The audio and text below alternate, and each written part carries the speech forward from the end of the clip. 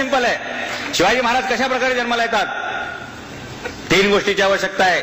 तुम्हाला यशस्वी व्हायचं असेल, शिवाजी महाराजांचा तो प्रोसेस सुरू करून आपण दाखवूया. 3 गोष्टी लागतात यशस्वी व्हायला. एक विजन लागतं, दुसरं मिशन लागतं आणि तिसरी ऍक्शन लागते. हे मिशन आहे की आमचं स्वतःचं राज्य असलं पाहिजे, माझा मुलगा अशा प्रकारे उभा राहिला पाहिजे. हे मिशन शहाजीराजांचं आहे की आम्हाला स्वराज्य उभं करायचंय. आणि हे विजन कोणाचं आहे? हे जिजाऊ साहेबांचं विजन आहे. म्हणजे शहाजीराजांनी मिशन दिलं की मी दुसऱ्याची नोकरी करतोय, मी मनसबदारी करतोय, पण तुम्हाला मात्र दुसऱ्याची नोकरी करायची नाही.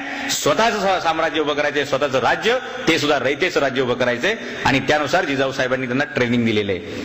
म्हणजे 5 वर्षे शिवाजी महाराज जे बेंगळूरला होते, वय वर्ष 7 ते वय वर्ष 12, ते शहाजीराजांच्या प्रॅक्टिकल इन्स्टिट्यूटमध्ये शिकायचं काम होतं. मग ते हत्यार असतील, भाषा असेल, सगळं शिकायचं काम केलेलं आहे. आणि आयुष्यभर त्यांची जर गुरु कोण असतील तिथे राजमाता जिजाऊ यांनी प्रसंगी वेळोवेळी त्यांना गायडन्स केलेले आहे. म्हणजे ते व्हिजन दिलेले आहे आणि त्यानुसार त्याच्यावर ऍक्शन करण्याचं काम.